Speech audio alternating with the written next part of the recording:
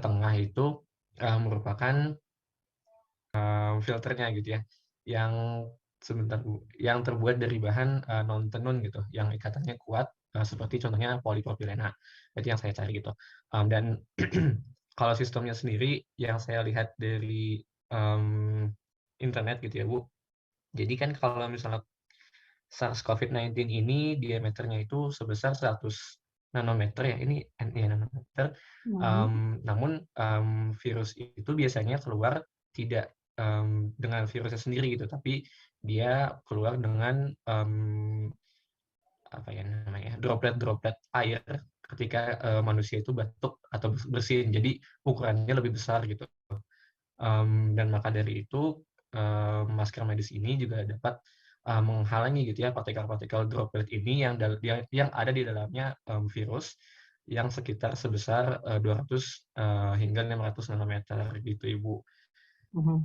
Oke, singkatnya itu ya. Jadi Ya Bu. ada 3 mekanisme ya dari masker yang medis ini untuk melindungi kita jangan sampai virus itu masuk ya. Meskipun kita kemarin sudah melihat ya ukuran virus itu adalah sekitar 0, kalau nanometer ini dibuat mikro sesuai dengan ukuran pori dari masker itu sendiri, ini kira-kira 0,1 mikrometer ya, Sindu ya.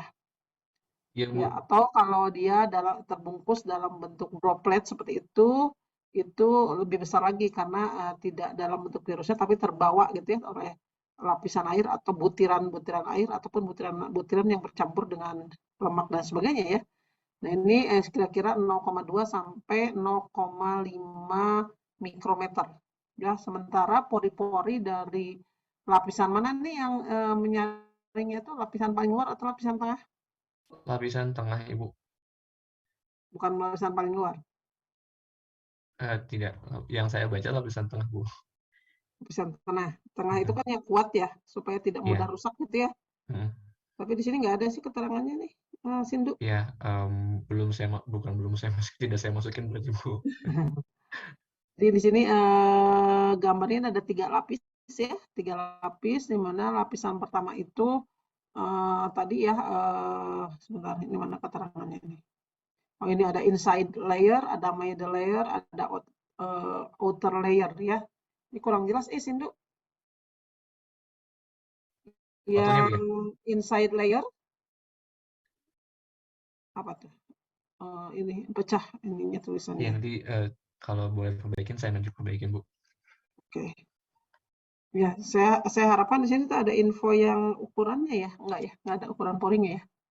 Kalau yang ini bukan mekanisme filtrasinya yang ditonjolkan, tapi yang terkait dengan bagaimana masker ini selain tadi ya sebenarnya itu memfiltrasi untuk apa namanya pori-porinya itu diharapkan bisa digunakan untuk menyaring ya jangan sampai virus ataupun droplet yang mengandung virus itu masuk. Nah, ini belum tampak mungkin ya, Sindu. Jadi kalau nanti ujian ada terkait dengan ini, nah ini aspek filtrasinya belum kurang kurang lengkap nih. Tapi di sini ada aspek terkait dengan hidrofilik dan hidrofobik mungkin yang di tugas teman-teman yang lain justru tidak dibahas ya. Jadi ini tambahannya. Kemudian terima kasih Sindu. Iya Ibu, terima kasih kembali. Satu lagi dari siapa ya tadi itu? Sebentar.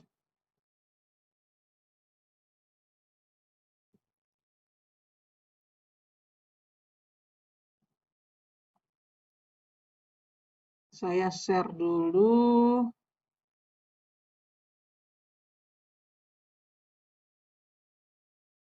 Salah misal. Sebentar. Ini masih punya Sindu ya.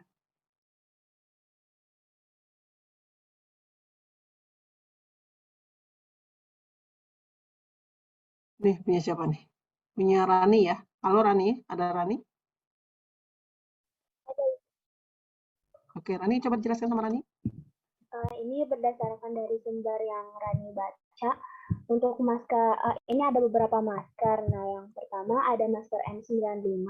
Ini tuh diuji berdasarkan scan apa ya? SEM pokoknya Ibu, Rani lupa. tidak dicantumkan juga di sini. Nah, namun Rani ambil langsung kesimpulannya aja. Di sini rata-rata ukuran porinya untuk masker N95 itu 14,8 mikrometer nanometer ya. Lalu yang masker bedah ini sekitar 41,3 dan juga 45,3. Ini ada lapisan luar, tengah, dan juga dalamnya ini tuh. Sama dengan tadi Sindu ya? Ya, karena ini yang 3 lapis. Lalu untuk yang masker 1 layer ini ukuran porinya 33,7 nanometer. Lalu yang masker kain katun ini 27,2 mikrometer. Iya, segitu. Nah, di sini ya ada penjelasannya. Oke, silakan dijelaskan. Jadi di sini Oke. Nah, ini diujinya berdasarkan hasil SEM ini. Terus untuk ukuran virus itu sendiri yaitu 0,15 sampai 0,2.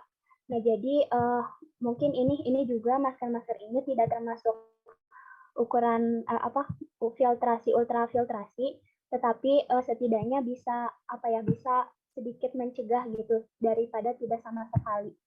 Mungkin kesimpulannya itu sih, Bu.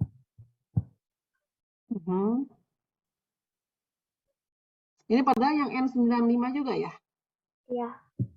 Oke, jadi ketika kita menjelaskan bagaimana fungsi dari masker itu untuk mencegah masuknya droplet yang mengandung virus itu, nah ini bisa digabung ya penjelasan Rani dengan berdasarkan filtrasi ini. Sebenarnya kalau kita lihat pori-porinya itu lebih besar ya di masker itu sebenarnya ya, daripada ukuran pori dari virus itu sendiri ya, betul ya Ran? Iya betul Ibu. Jadi Ya. Tapi kalau kita bandingkan, kalau tadi Sindu menjelaskan tentang droplet itu sekitar 500 nanometer ya, atau 0, berapa sih? Kalau dibuat mikro, 0,5 mikro, ya itu bisa digabungkan. Ya, jadi karena ukurannya 0,5 mikro dalam bentuk dropletnya, nah itu bisa tersaring, jadi tidak lebih kecil dari ukuran pori. Ya, jadi tinjauannya itu mungkin tidak dari ukuran virusnya, tapi virus yang terkandung di dalam droplet. Karena nggak mungkin kalau virusnya itu sendiri ya, karena dia perlu media untuk hidupnya.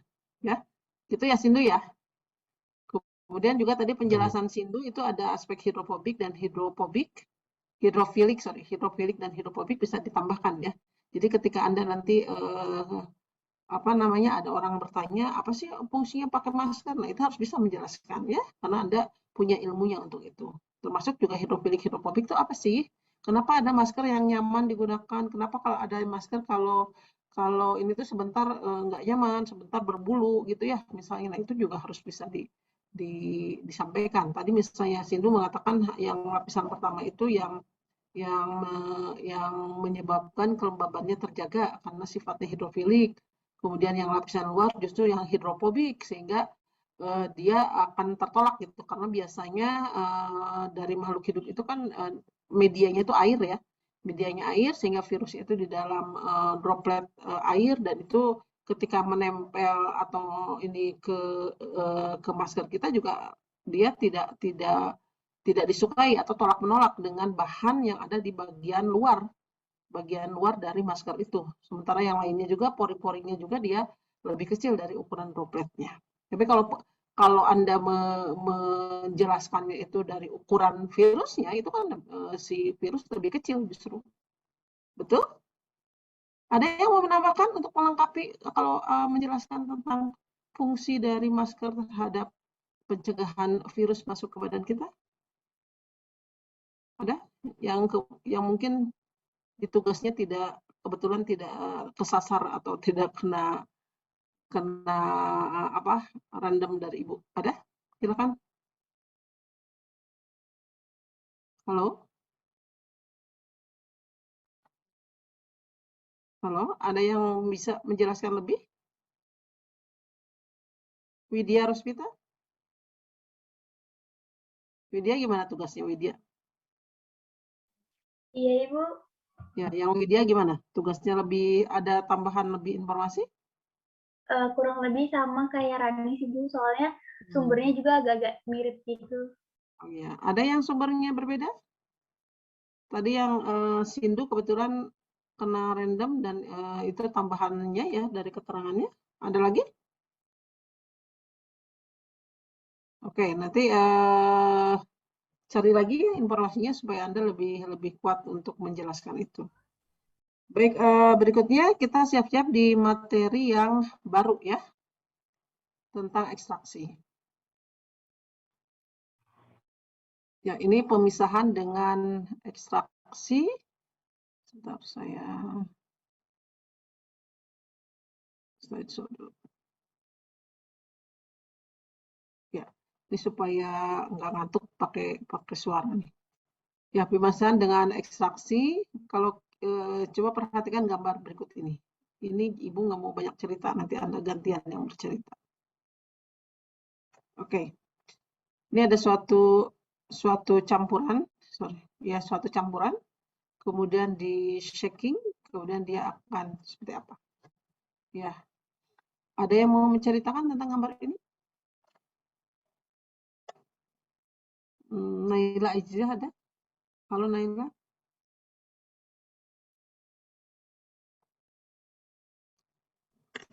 Naila lagi nggak enak badan, Bu. Oh sakit? Oke. Kalau Safa ada nggak? Safanisa. Safanisa udah sembuh belum? Halo? Halo, iya Ibu. Halo Safa. Safa teh kemarin nggak ngumpulin tugas ya? Sakit Safa? Kemarin ngumpulin Ibu, tapi pas dicek lagi nggak ada, kayaknya nggak tahu Oh, kenapa Ibu. loh kenapa? Kenapa nggak menghubungi Ibu? Kalau yang lain mah ada trouble tuh menghubungi langsung Ibu buatkan Iya, ya. baru kecek tadi. Oke, Safa, coba jelaskan gambar ini. Hmm.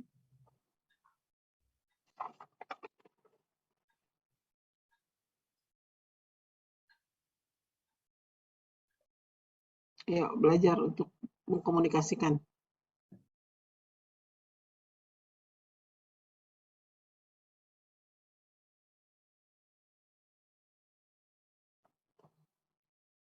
Iya, Safa. Yang ini apa nih? Terus kemudian di shaking, kemudian apa yang terjadi? Yuk, silakan.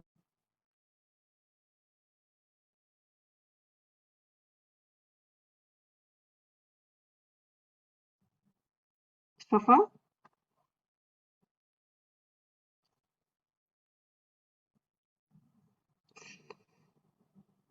Halo, Safa.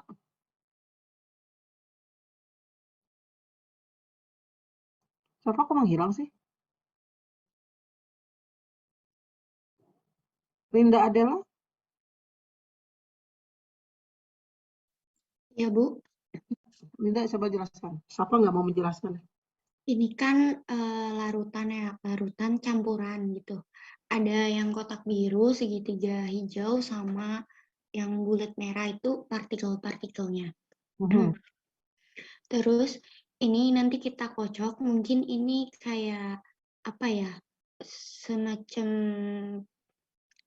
sentrifugasi, tapi bukan apa ya. Bukan. Namanya itu pokoknya yang Yang berhubungan dengan ekstraksi nih.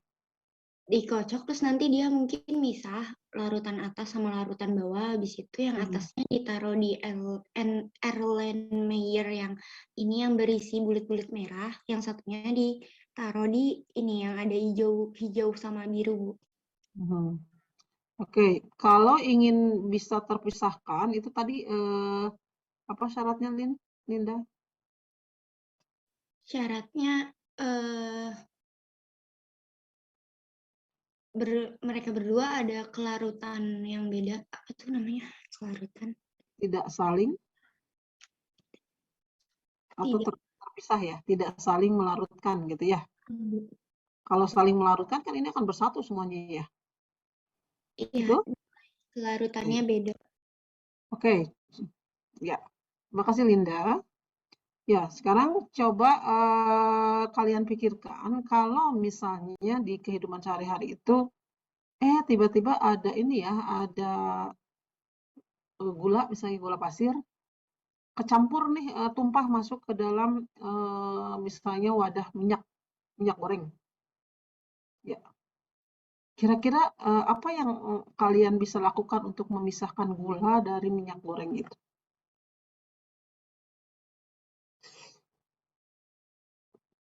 Ada yang punya ide?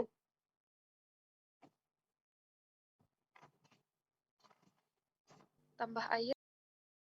Santi? Gimana Santi? Iya, Ibu. Ya, gimana? Gimana idenya? Kan gula pasir itu bersifat polar. Terus Mhm, air itu bersifat polar. Nah, nanti kan di mhm, sini di dalamnya itu kan ada gula sama ada minyak.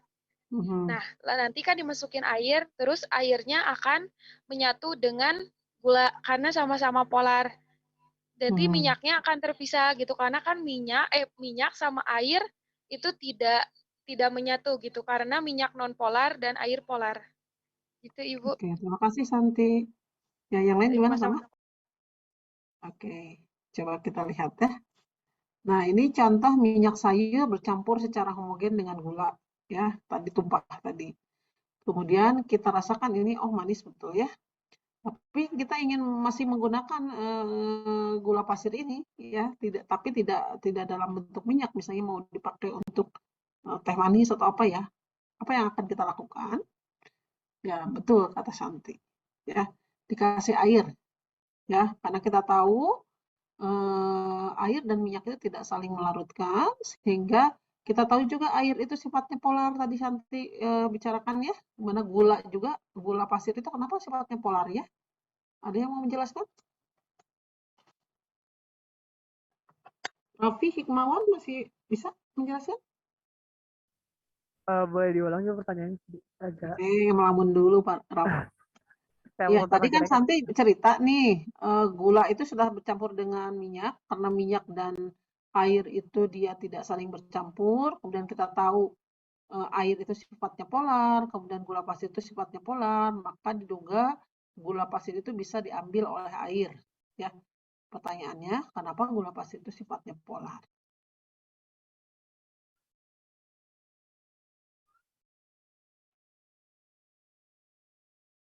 Gimana Raffi? Nyerah Raffi? Karena memiliki banyak gugus hidroksil bukan Bu? Gusidroksil. Rumusnya apa sih kalau gula pasir itu? Gula tuh C6H11O6 atau C6 H12 H11O6. C6H12O6 gitu. Kalau C6 H12O6 itu glukosa ya. Ya glukosa. Kalau gula pasir apa sih? Nah, itu kurang tahu bentar. Ada yang bisa bantu Raffi? Ada yang bisa bantu Raffi? Silahkan raise hand. Eka? Oh iya, ini Bu. Oh, Maulidah, sebentar. Oh, Maulidah nih, sudah raise hand. Silakan. Raffi nggak apa-apa kan dibantu Maulidah ya? nggak apa Ibu. Yuk, silakan Maulidah. Rumusnya itu C12H22O11. C12H22O11. Strukturnya seperti apa ya, Maulidah? Kenapa dia bisa dikatakan polar?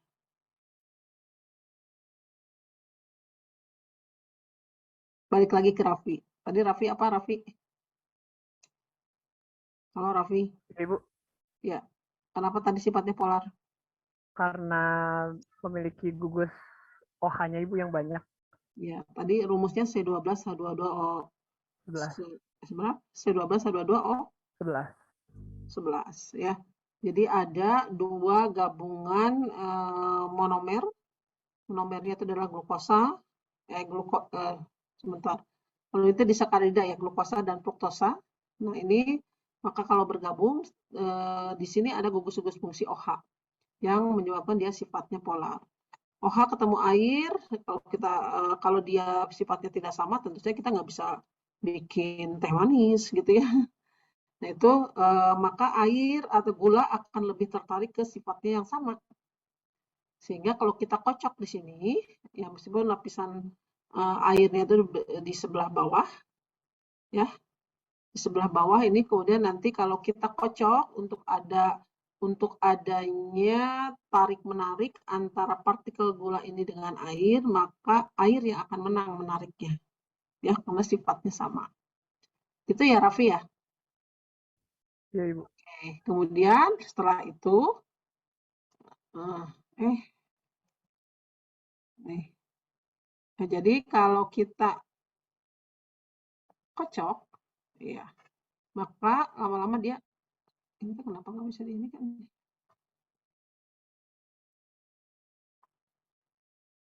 Ya, jadi awalnya itu dikocok, kemudian maka dia akan terpisah karena ini massa jenisnya berbeda, ya. Nah, kemudian kita coba lagi, oh diuji nih. Ceritanya diujinya ini kalau di laboratorium jangan ya, jangan pakai lidah. Kalau ini kebetulan kan yang apa namanya bahan-bahan yang ada di rumah, jadi dicoba lagi. Oh benar yang bagian ini itu sudah rasanya manis, ya.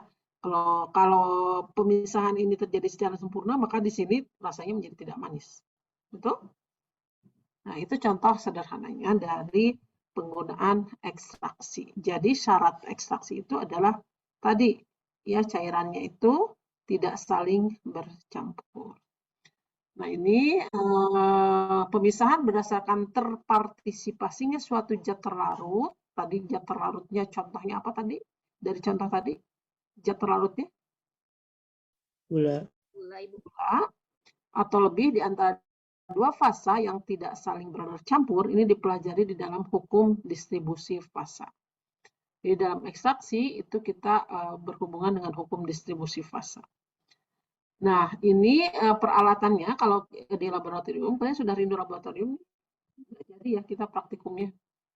Nah, ini adalah corong pisah. Jadi ada corong pisah itu ada jenisnya yang si apa namanya ini tuh klemnya itu penutupnya ya.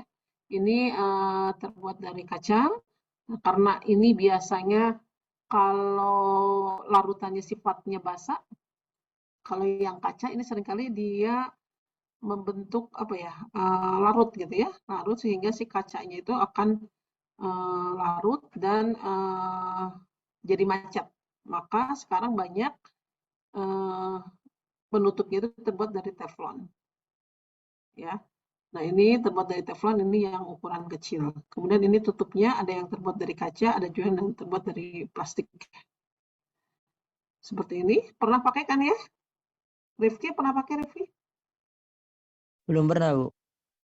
Belum. Jadi dibayangkan dulu ya, Rifki ya. Iya, Bu. Ya, ada yang pernah belum sih? Ya, ini waktu teknik laboratorium belum pernah memang semua ya. Oke, jadi ini alatnya ya. Corong pisah. Oke, sekarang ini perhatikan seperti ini ya penggunaannya. Rifki bisa menjelaskan, Rifki? Coba baca dulu, kemudian jelaskan ke teman-temannya.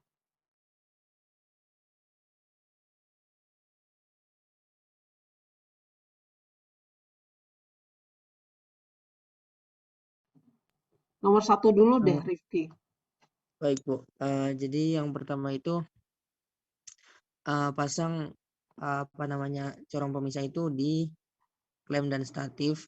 Kemudian perhatikan apakah klem statif tersebut kencang atau tidak. Dan dimasukkan corong pisah. Corong di ke atas corong pisah gitu, Bu. Dan Ini apa namanya? statifnya khusus ya, statif corong pisah. Karena kalau statif yang lain ini agak berbeda. Kalau ini khusus statifnya corong pisah karena memang ini bentuknya yang bulat ini ya, Rifki ya. Baik, Bu. Jadi ini untuk menyimpan corong pisah. Oke, kemudian jangan lupa apa di sini ada Jangan lupa perhatikan kerannya, Bu, agar tertutup rapat. dalam keadaan tertutup ya, atau di sini kelihatan horizontal ya. Gitu, Rifki? Iya, Bu. Oke. Berikutnya di kegiatan yang kedua, silakan ada yang mau menjelaskan ke teman-teman.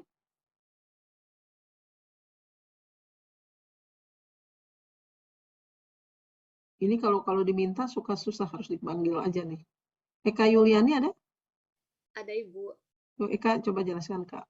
Kalau yang bagian kedua itu dia menuangkan cairan yang bakal diekstraksi ke dalam corong pisahnya.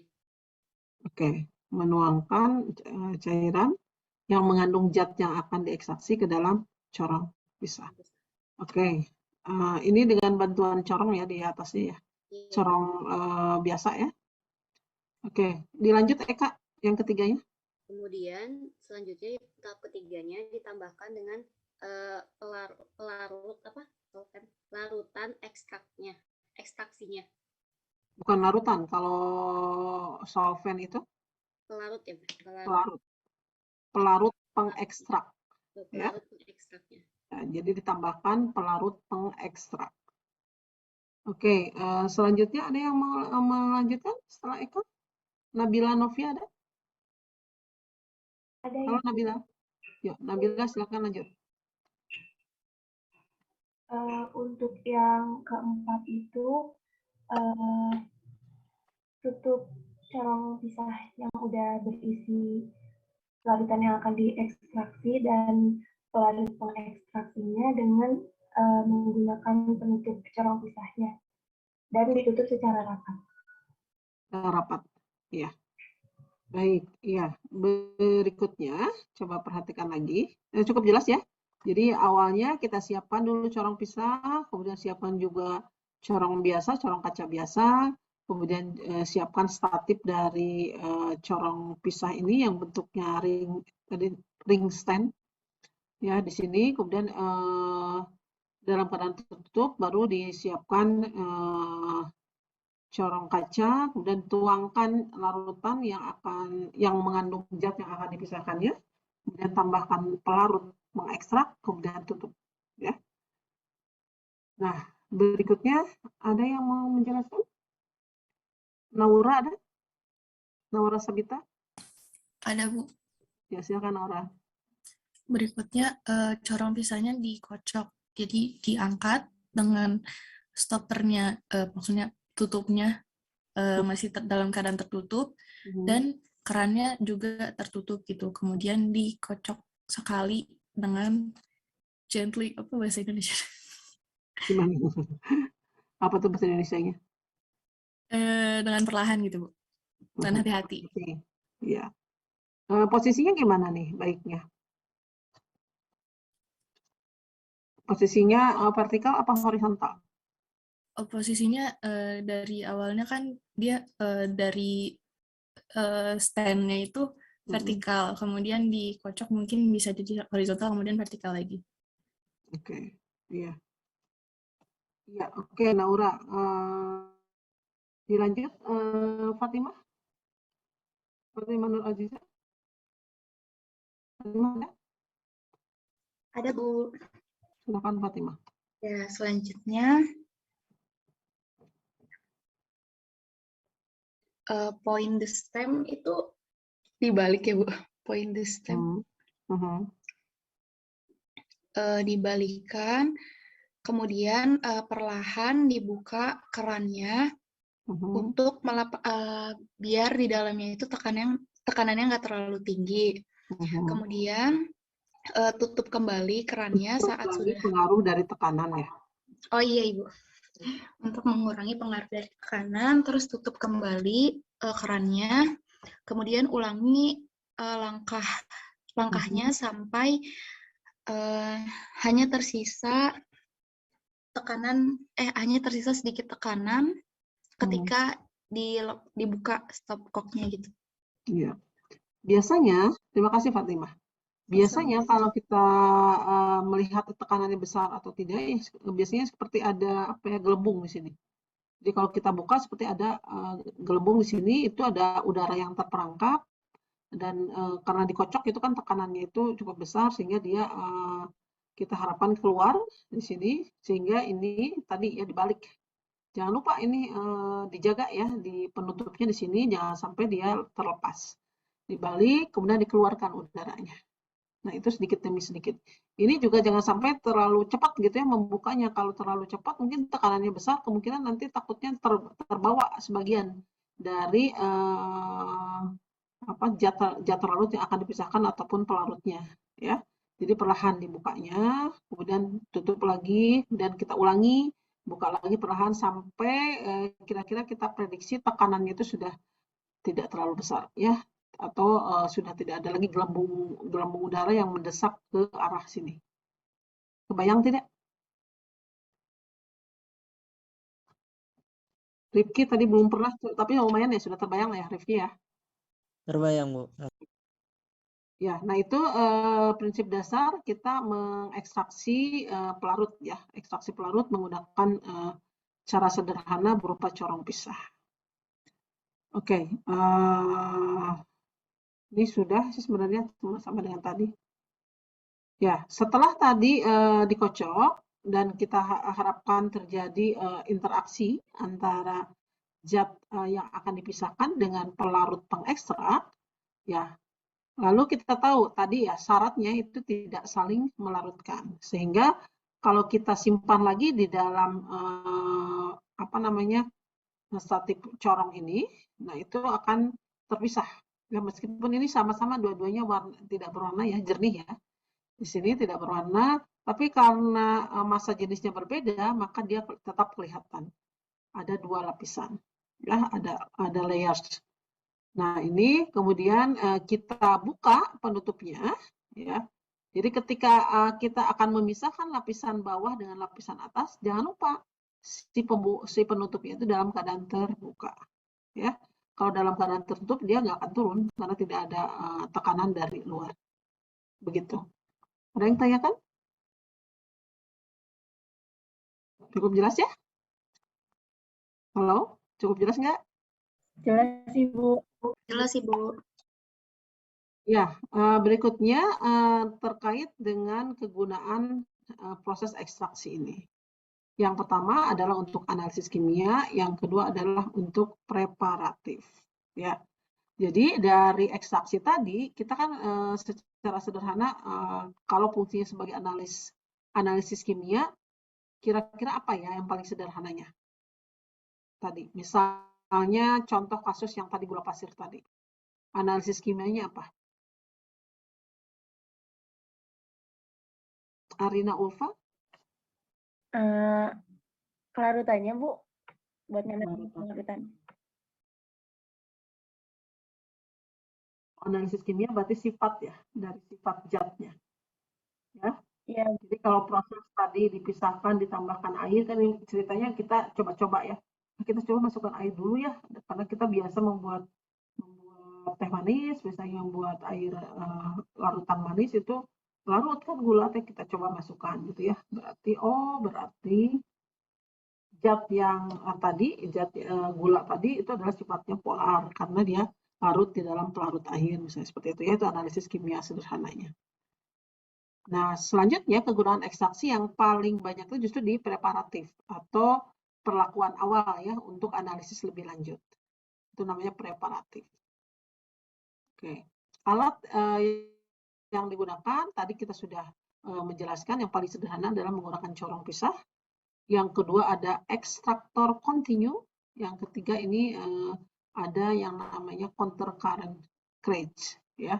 Jadi ini ekstraktor tapi dilakukan berulang kali, tapi dalam satu sistem ya. Nah, ini counter current cage. Ini kemudian ini yang pertama tadi menggunakan corong pisah ya. Nah, prinsip dasar dari ekstraksi pelarut ini adalah distribusi zat pelarut di antara dua pelarut yang tidak saling bercampur. Nah, setiap zat pelarut ini memiliki kemampuan terdistribusi di antara dua pelarut dengan perbandingan tertentu. Di mana ekstraksi pelarut ini umumnya digunakan dalam preparasi zat sebelum dianalisis lebih lanjut. Jadi umumnya digunakan untuk preparatif. Nah, ini contohnya. Nah, kita punya zat X misalnya, itu dia awalnya awalnya ada di dalam pelarut 1. Kemudian kita masukkan pelarut pengekstrak berupa pelarut 2 ya. Maka kalau kita masukkan di sini akan terjadi kesetimbangan zat terlarut di antara pelarut 1 dan pelarut kedua. Nah, kalau kita ya tadi dikocok ya akan terjadi kesetimbangan. Nah, Dengan adanya kesetimbangan ini, maka kita menjelaskan secara teoritis tentang hukum distribusi fasa. Kemudian kesetimbangan ini juga sangat tergantung kepada suhu, kemudian tergantung juga kepada massa molekul relatif dari komponen zat yang akan dipisahkan di kedua pelarut itu. Kemudian juga zat tidak bereaksi dengan pelarut. Artinya dia hanya larut saja, sehingga nanti ketika akan dipisahkan lebih lanjut, ketika sudah diekstraksi, itu masih dalam keadaan molekulnya itu sama dengan molekul awal. Oke, itu ya. Nah, berikutnya kita akan membahas tentang hukum distribusi fasa yang berkaitan dengan hukum distribusi Nernst. Nah, hukumnya berbunyi seperti ini. Jika suatu zat terdistribusi di antara dua pelarut yang tidak saling bercampur, maka pada saat kesetimbangan, perbandingan konsentrasi zat tersebut di antara kedua fasa itu adalah konstan. Jadi ini kata kuncinya, saat kesetimbangan atau keseimbangan itu tercapai, maka perbandingan konsentrasinya itu relatif tetap. Meskipun secara mikroskopis, distribusi atau gerakan zat terlarut di antara dua fasa pelarut ini masih terus berjalan. Nah, dari hukum distribusi Nernst ini, biasanya kita berhubungan dengan besaran yang disebut dengan koefisien distribusi atau KD dan angka banding distribusi atau dinamakan dengan D. KD itu adalah konsentrasi zat X tadi misalnya ya di pelarut kedua atau pelarut pengekstrak dibandingkan dengan konsentrasi zat yang akan dipisahkan itu dari pelarut awalnya. Nah, ini merupakan suatu tetapan. Sebenarnya ini bukan konsentrasi, yang lebih tepat itu adalah aktivitas. Ya, jadi aktivitas zat X di pelarut kedua atau pelarut pengekstrak dibandingkan dengan aktivitas zat X di pelarut pertama awalnya. Sementara angka banding distribusi itu adalah konsentrasi zat terlarut yang akan dipisahkan di pelarut yang kedua secara total dan dibandingkan dengan konsentrasi zat terlarut di pelarut awal. Nah, KD dan D ini merupakan besaran yang bisa dijelaskan secara kimia. Oke, diindahkan dulu. Jadi koefisien distribusi itu adalah KD, di mana KD itu tergantung pada aktivitas, sementara angka banding distribusi itu pada konsentrasi total. Ya. Nah, kira-kira berkaitan dengan aktivitas ini apa ya? Siap-siap untuk berpikir nih. Ibu ambil contoh, Ibu punya asam cuka. Ya, asam cuka misalnya awalnya itu di dalam pelarut air misalnya ya. Asam cuka ini di dalam pelarut air. Kemudian misalnya Ibu akan menarik asam cuka ini ke dalam pelarut organik. Ya. Kebayang? Kebayang apa yang Ibu ceritakan? Bayang, Bu. Iya. Rifki. Oke. Ada Egi nggak? Egi Rehan? Egi Rehana Putri? Halo Egi? Egi Ibu, mohon masuk? maaf. Nggak masuk? Egi katanya izin ke kamar mandi. Ibu nggak lihat. Oke. Hilda Nurul? Hilda Nurul ada? Ada, Bu. Iya. Ya, Hilda tadi Ibu ceritakan, paham? Contohnya tadi asam cuka ya? Iya, Bu. Ya, asam cuka itu dalam pelarut air asam lemah atau asam kuat?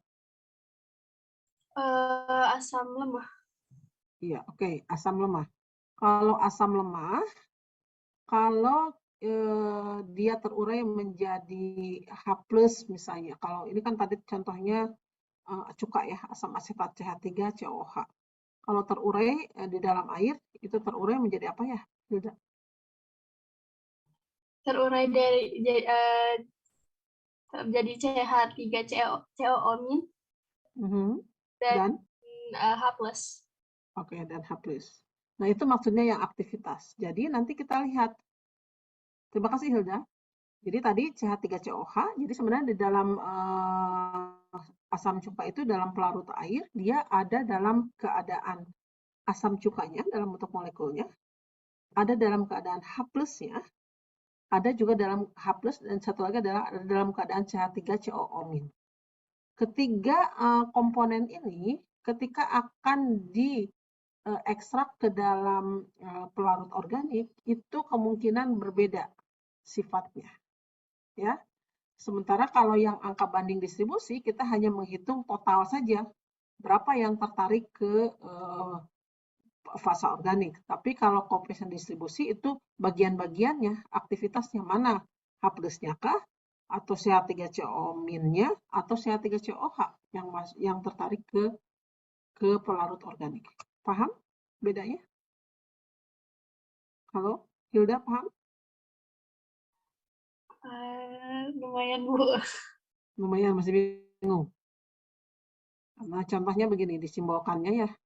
Ini ada bedanya, jadi bedanya apa? Tadi ya, aktivitas. Kalau aktivitas itu kan tadi contohnya asam lemah. Asam lemah itu kan tidak seluruhnya dalam satu komponen, tapi dia sebenarnya ada yang terurai menjadi H+ dan CH3COO- tadi Hilda ya.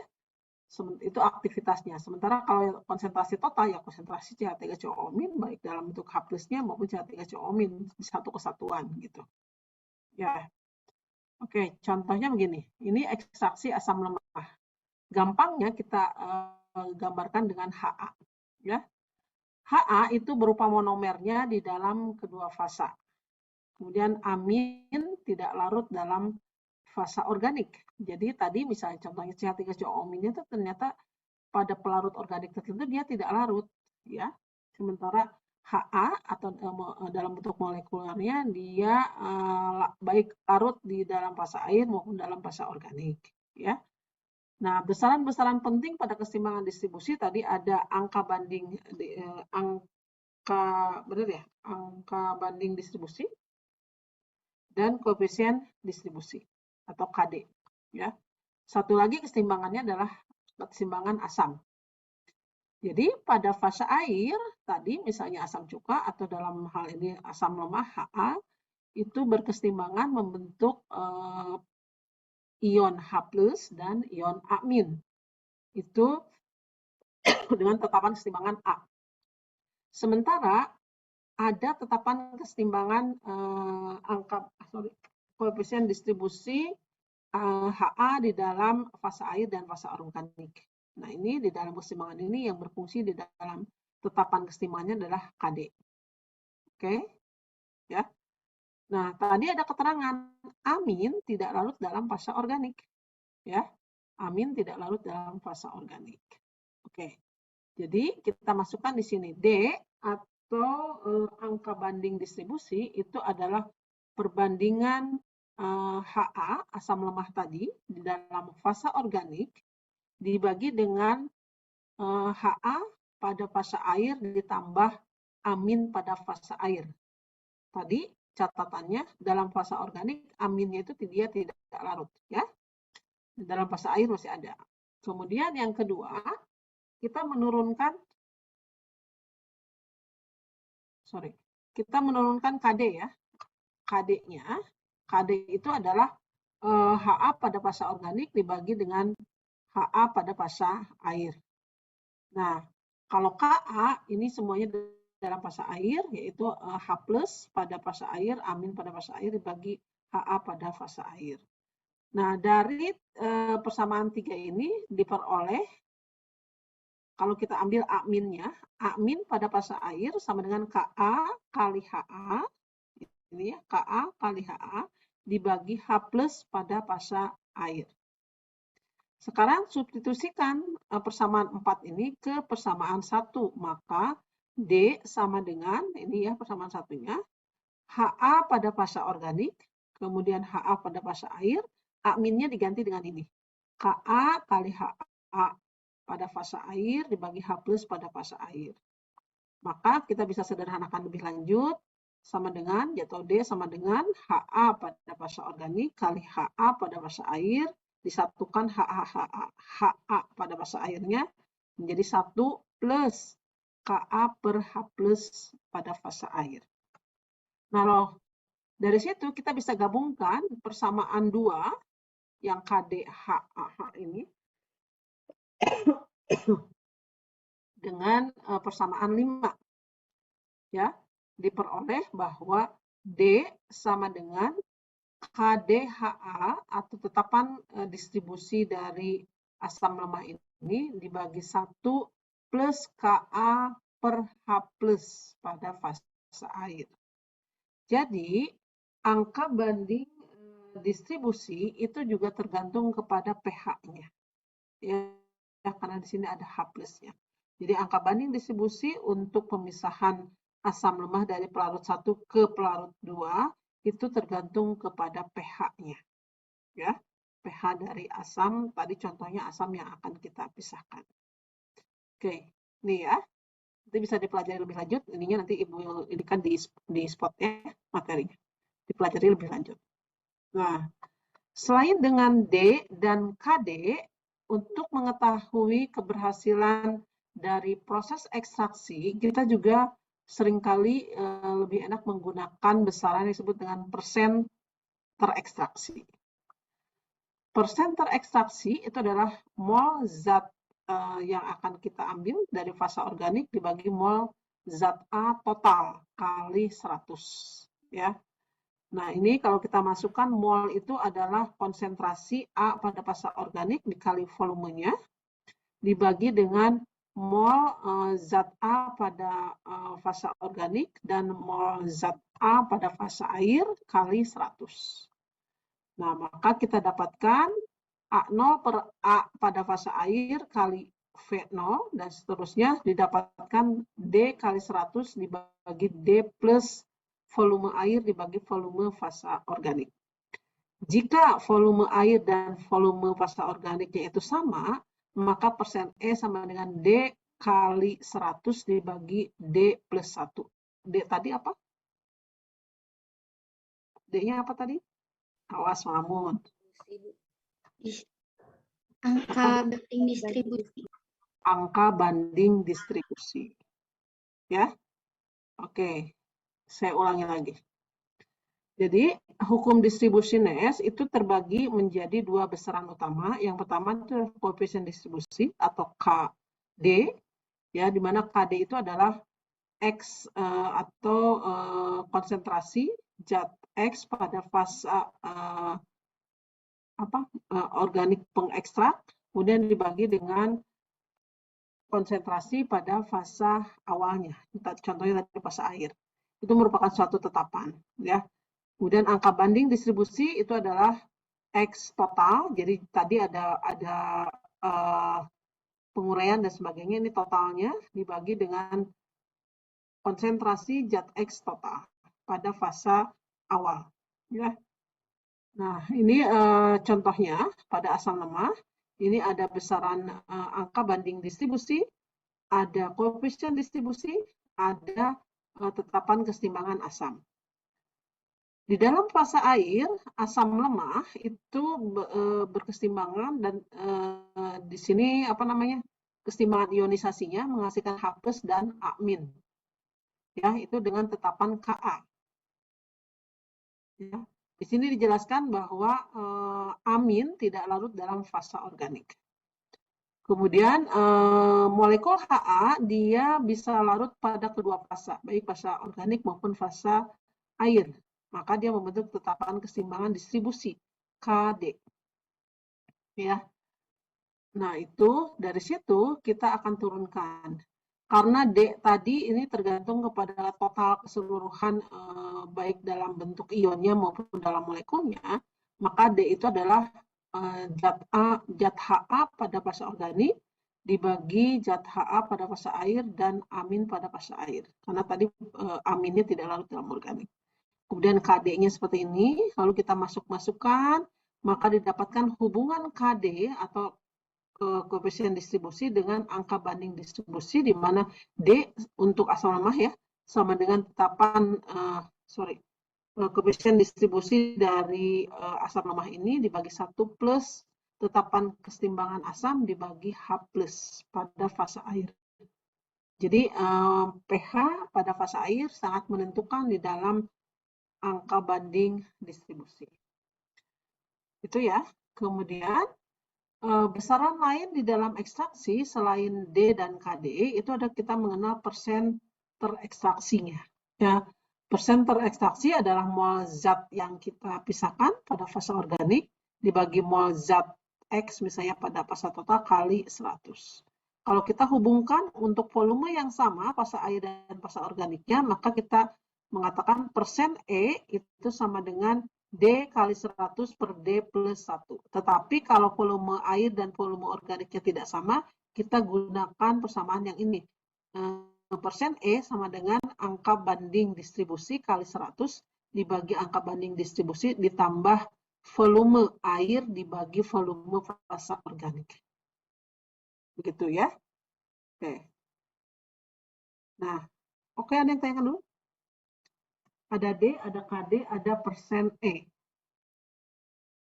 Sebelum nanti kita latihannya. Ibu boleh nanya nggak, Bu? Ya, silakan. Ini siapa, Linda? Eka, Ibu.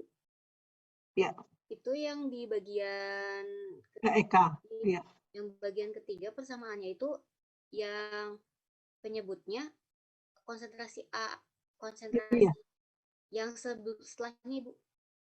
Setelahnya? Iya, Ibu. Oh, ini. Ya, yang ininya tuh konsentrasi organik dibagi konsentrasi air dikali V0 ditambah VA-nya itu gimana bacanya? Ini yang persen terekstraksi ya, Eka ya? Iya, Ibu.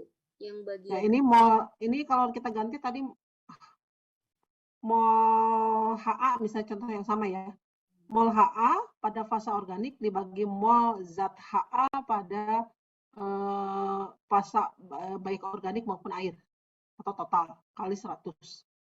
Kemudian kita bandingkan karena yang awalnya itu tadi yang fase awalnya itu dari air ya contohnya ya.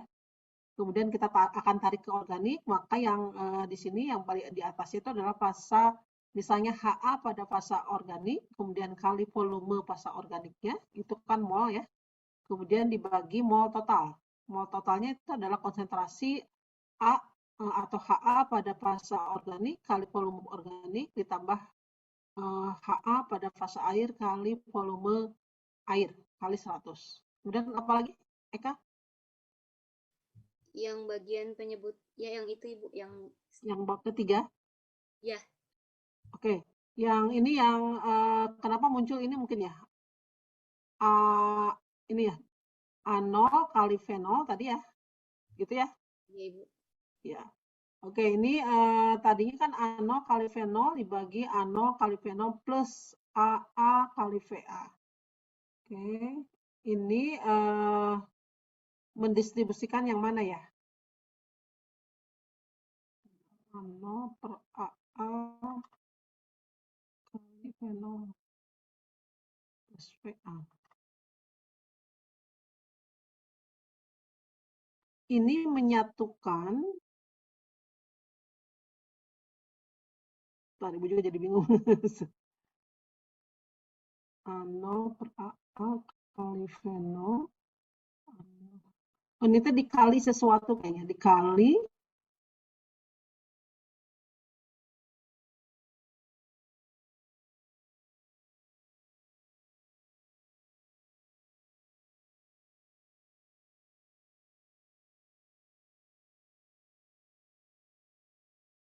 ini coba kalau ini kan dibagi konsentrasi A pada fase air, baik pembilang maupun penyebut.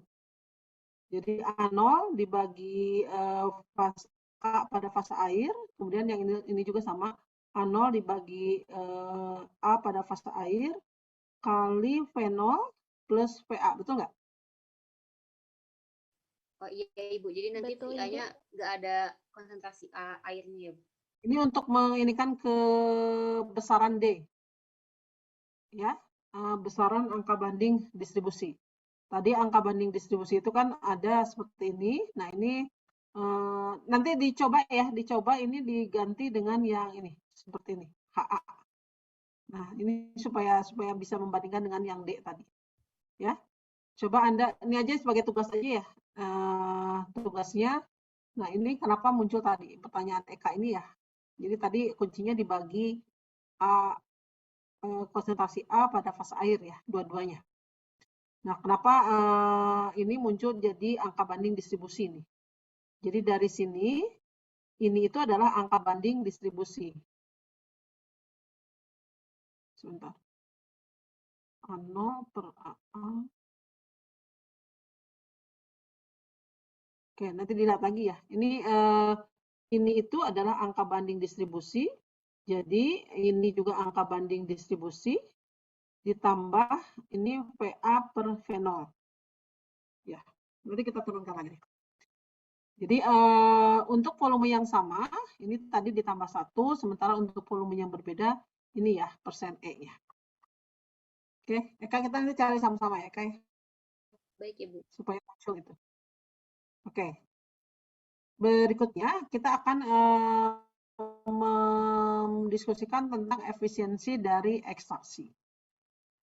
Yang pertama, misalnya kita punya suatu zat yang diekstraksi.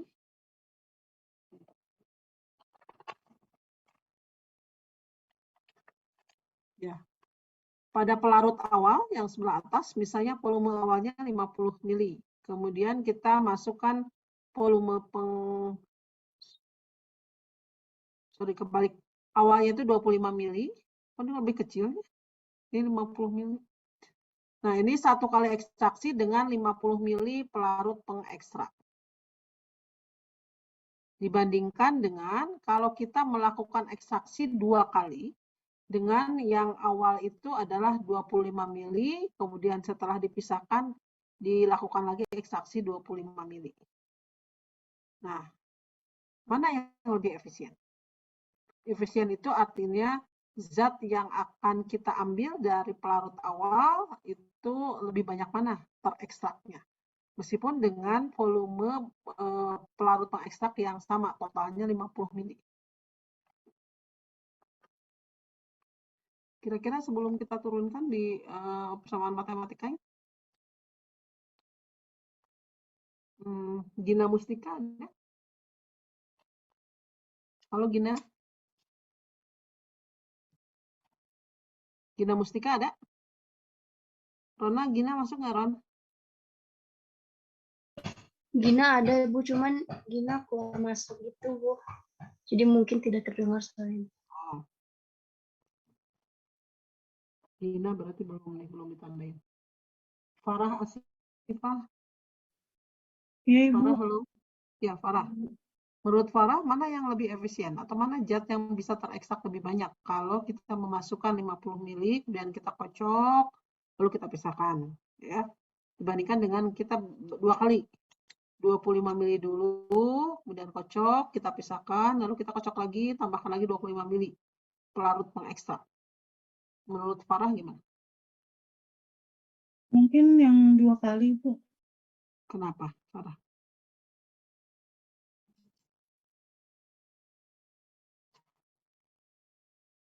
Sedikit-sedikit. Karena sedikit-sedikit sehingga interaksinya gimana?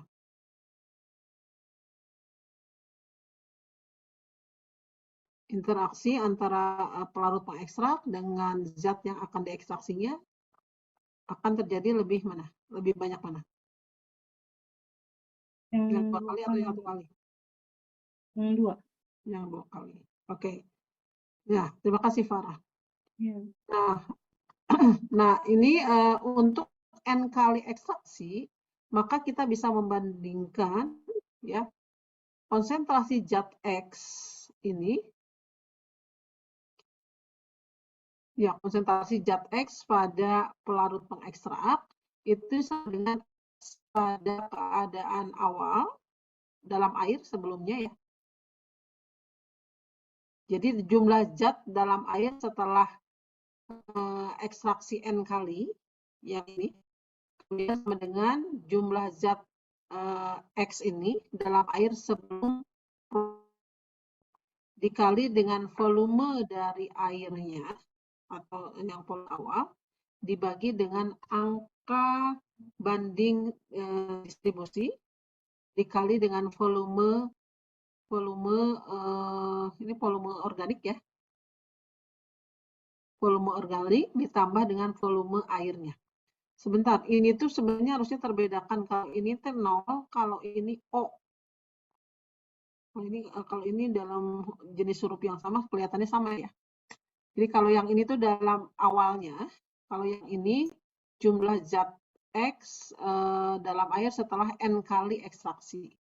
Kalau ini 0 kali ekstraksi gitu, X0. Kalau ini adalah organik, volume zat organiknya. Kalau ini juga volume air, ya, pangkat N. Nah, sekarang kalau kita coba masukkan di sini, ya, misalnya contohnya ini. Oke, contoh soal 1. Yang pertama, jika kita punya 4 gram asam butirat tahu rumusnya? Asam butirat atau asam butanoat, ya, misalnya 4 gram, dalam pelarut air sebanyak 500 ml, diekstraksi dengan 500 ml ether. Jadi pelarut yang pertama itu adalah air sebanyak 500 ml, kemudian pelarut pengekstraknya adalah ether. Ya, ether itu adalah yang organiknya ya. Diketahui koefisien distribusi pada 25 derajat Celcius adalah 3,0. Koefisien distribusinya.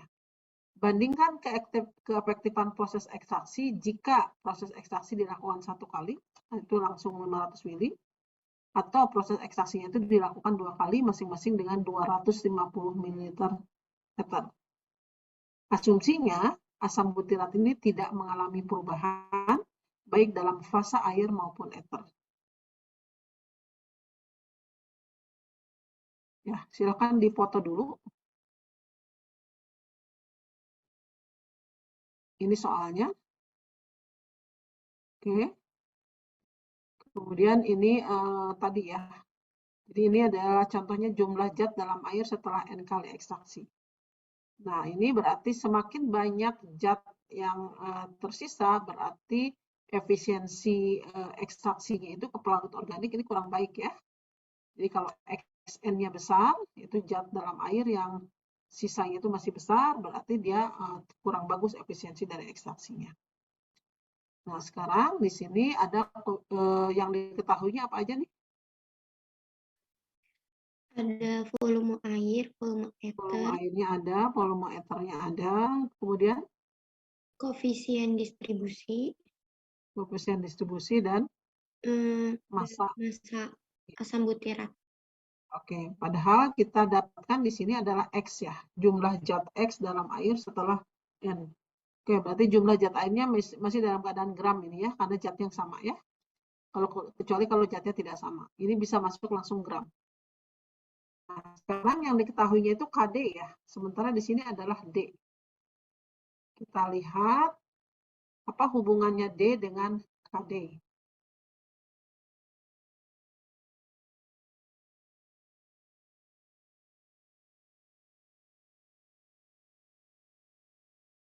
Ya. Oke.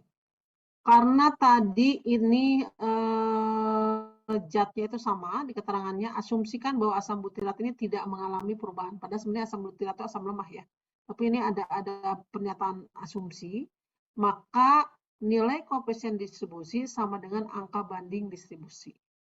Jadi kalau dia itu tidak mengalami perubahan, ini dia dianggap asam butiratnya itu sama ya, jadi tidak mengalami perubahan, maka KD itu sama dengan angka banding distribusi. Nah, sekarang coba masukkan ke rumus ini. Tadi berapa, Lin? 4 gram ya. 4 gram asam butirat. Cari berat molekul asam butirat atau bisa langsung dalam bentuk gram.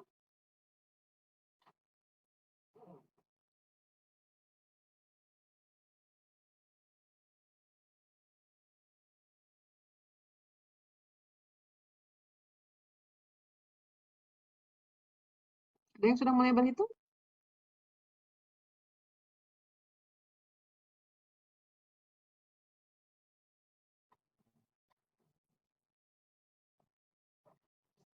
Ibu belum sempat menghitungkan.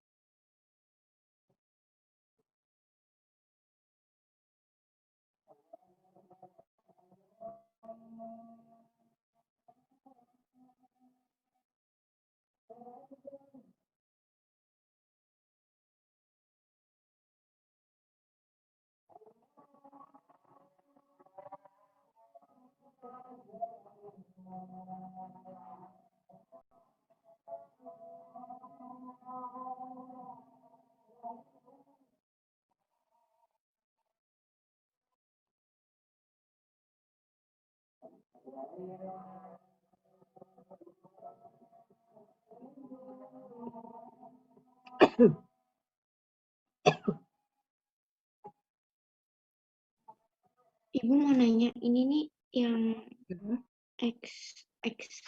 X0 itu tuh cari molnya asam butirat, Bu. Ini Linda yang nanya? Iya. Ya. Coba Linda dicari. Kalau ini dalam bentuk mol, ini berarti ini juga dalam bentuk mol ya. Sama nggak? Kalau misalnya ini tadi massa dibagi berat molekul asam butirat.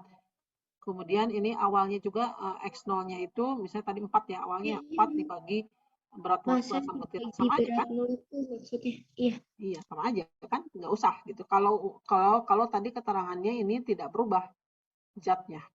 Tapi kalau keterangannya nanti menjadi H+, menjadi amin, nah itu akan berbeda. Gitu ya Linda ya? Halo Linda? Iya, Bu. Iya. Oke, karena ini sama, jadi D juga sama dengan KD. Kemudian mau mol, mau massa ya sama gitu. Oke, sekarang yang satu kali ekstraksi berarti sekaligus 500 ml ether dimasukkan, dikocok, diharapkan itu pengocokannya sudah optimum ya. Ada yang sudah selesai ngitungnya? Yang 500 sekaligus, gampang itu. Saya dapatnya 1 gram, Ibu. 1 gram. Jadi itu 1 gram itu apanya, Alvina? Alvina, dari rumus ini 1 gram itu berarti apanya? Zat di dalam airnya, Bu. Itu Ya, apa? zat Asam di dalam butiratnya. air. Ya, zat di dalam air itu jadi tinggal 1 gram ya. Yang tadinya 4 gram gitu ya, Alvina? Iya, Betul Ibu. kan? Oke, betul ya, 1 gram. Ada yang sudah selesai? Terima kasih, Alvina. Ada yang sudah selesai kalau dilakukan 2 kali? Hasilnya 0,64 bukan, Bu? 0,64 gram.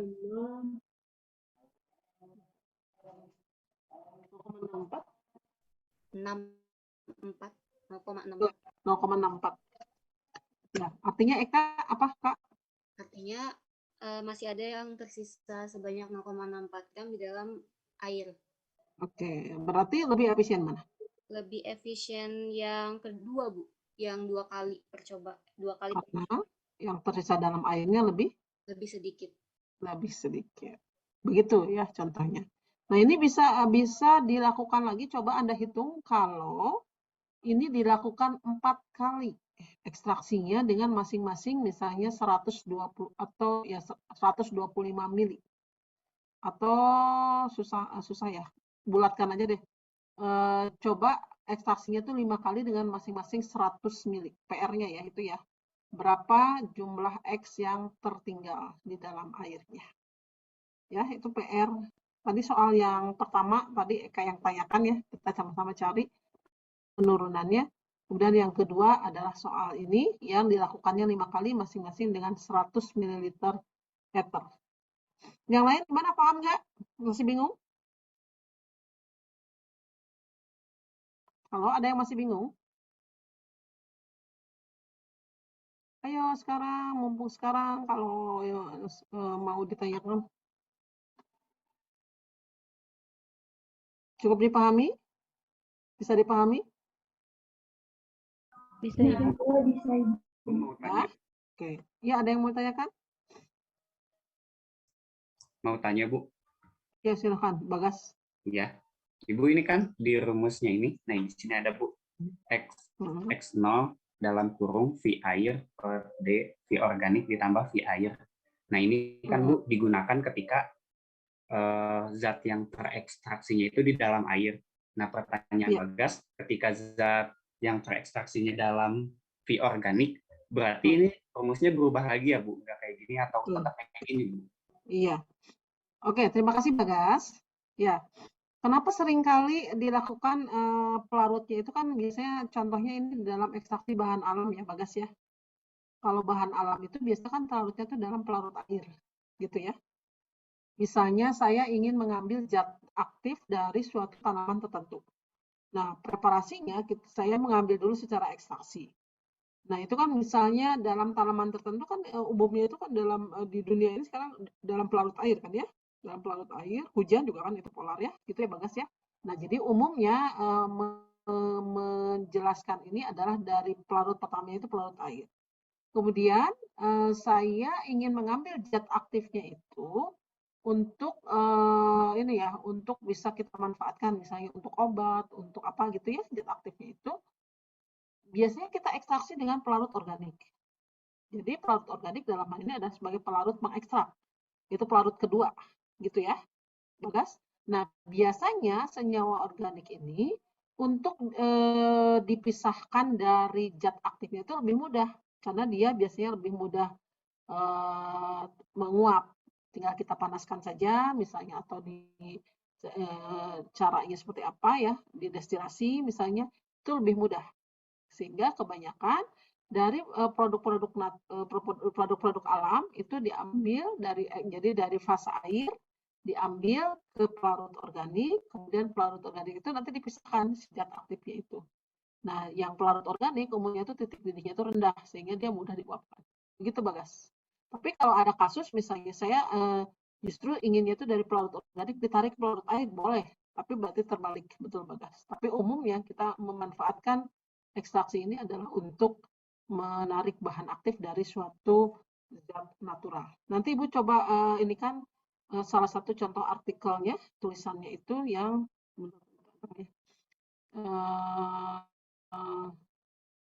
ya cara mengambil produk natural itu dengan cara organik, dengan pelarut organik. Begitu Bagas? Baik Ibu, terima kasih. Oke. Pertanyaannya bagus nih ya. Oke, itu ya. Jadi ini contoh soalnya. Ini PR-nya tadi kalau 5 kali ya. 5 kali dengan masing-masing 100 ml. Ada waktu lah 15 menit ya. Nggak apa-apa ya. Ditunda sedikit. Nah, ini kemudian lebih lanjutnya kalau kita tadi bicara tentang senyawa tertentu yang ditarik ke pelarut organik. Nah, untuk penerapan berikutnya dari ekstraksi itu banyak juga digunakan untuk ekstraksi logam. Nah, tapi dalam bentuk ionnya ya. Jadi ion logam itu sebenarnya dia tidak dapat larut dalam pelarut organik. Tapi kita bisa melaksanakan ekstraksi ini dengan pelarut organik dengan strategi secara kimia. Nah, seperti apa strategi secara kimianya? Yaitu diubah menjadi molekul yang tidak bermuatan. Jadi kalau ion-ion logam itu bermuatan, itu ciri khas dari polar ya, polar sehingga dia lebih larut dalam pelarut air. Nah, bagaimana caranya kalau kita mau mengekstraksi dari pelarut air itu supaya keluar dari pelarut air, maka kita harus mengubahnya menjadi molekul tak bermuatan supaya sifatnya menjadi non-polar. Ya. Nah, untuk menjadi molekul yang tak bermuatan ada dua mekanisme, yaitu pembentukan kompleks asosiasi ion namanya, dan satu lagi adalah kompleks kelat. Saya tekankan, kompleks asosiasi ion dan kompleks kelat. Apa bedanya dari kedua mekanisme ini? Kompleks asosiasi ion dan kompleks kelat. Nah, contoh yang pertama. Mudah-mudahan bisa dipahami nih, karena di anorganiknya juga ya. Jadi, kalau saya punya contohnya ini adalah kompleks asosiasi ion. Saya punya ion logam, kemudian ditambah dengan ligan. Tahu ligan nggak? Ada yang tahu ligan? Di anorganik sudah pernah dengar nggak? Atau di kimia dasar juga mungkin pernah? Yang berikat pada atom pusat. Yang terikat pada atom pusat. Oke, betul ya. Tapi syaratnya ligan itu apa biasanya? Memberikan pasangan elektron bebas. Betul, Bagas. Memberikan pasangan elektron bebas ke atom pusat. Ya. Jadi dalam hal ini ligan punya pasangan elektron bebas yang digunakan untuk berikatan bersama dengan ion logam. Ya. Maka terbentuk kompleks, karena ligan itu umumnya adalah netral ya.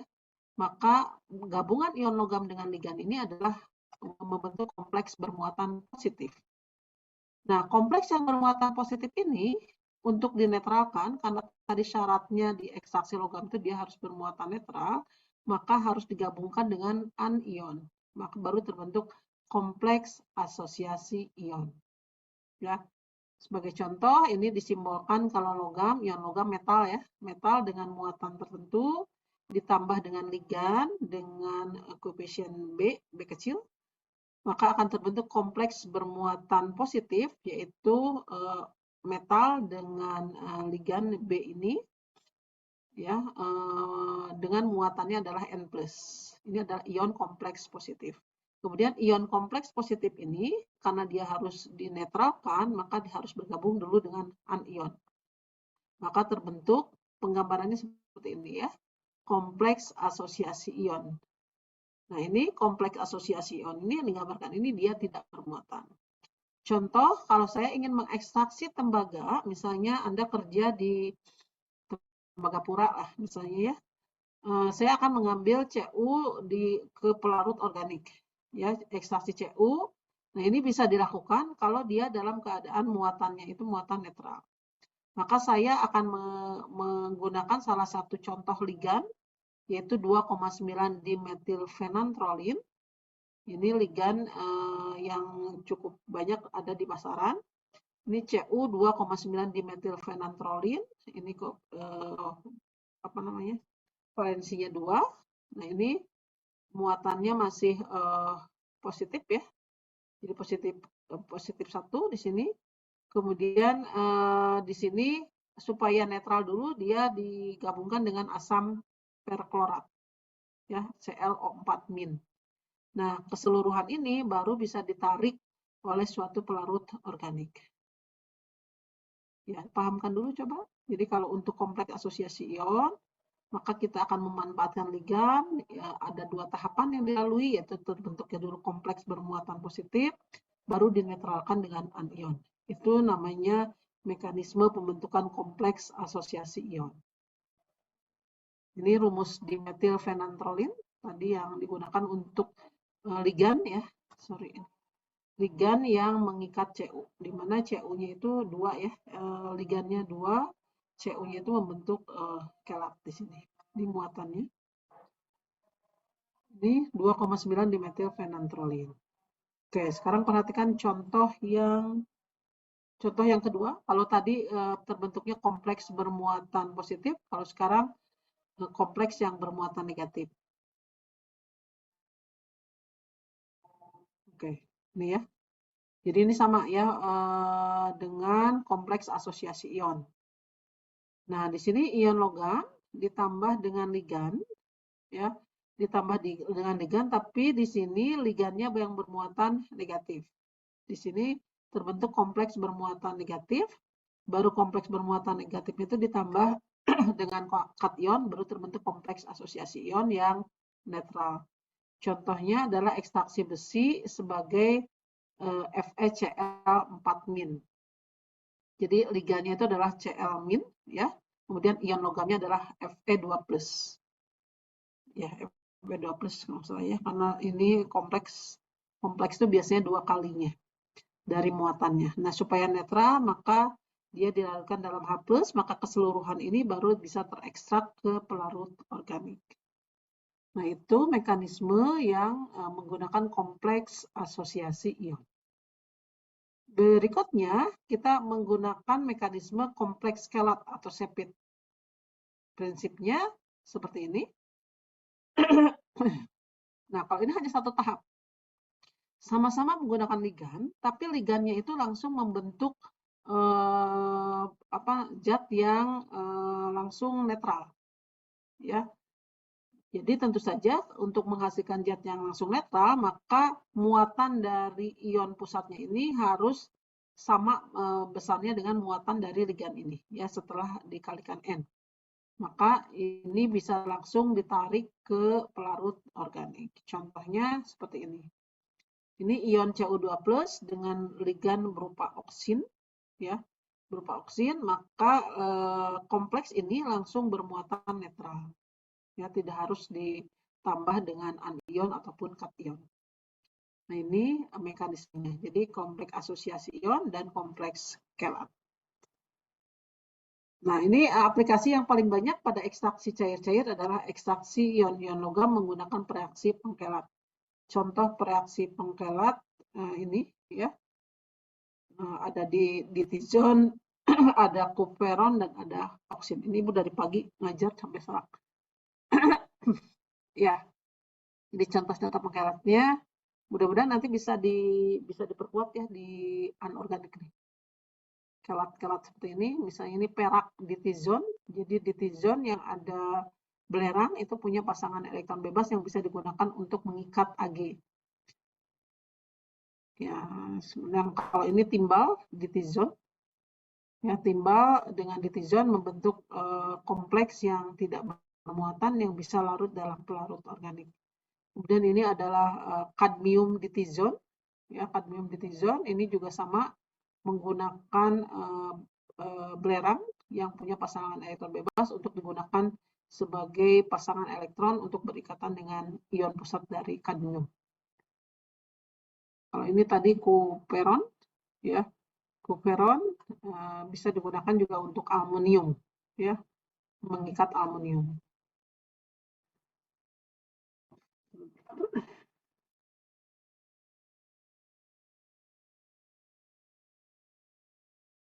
Nah, jadi karena waktunya sudah habis, ini nanti mungkin dijelaskan minggu depan ya.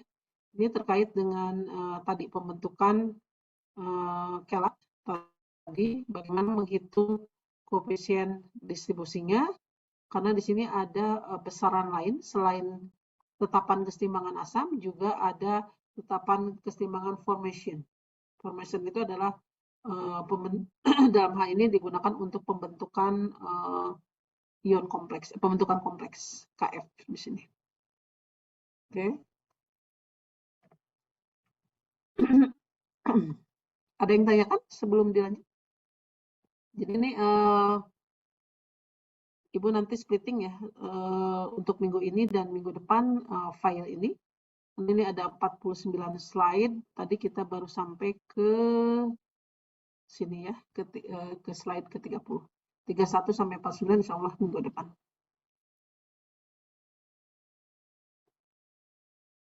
Oke, ada yang tanyakan?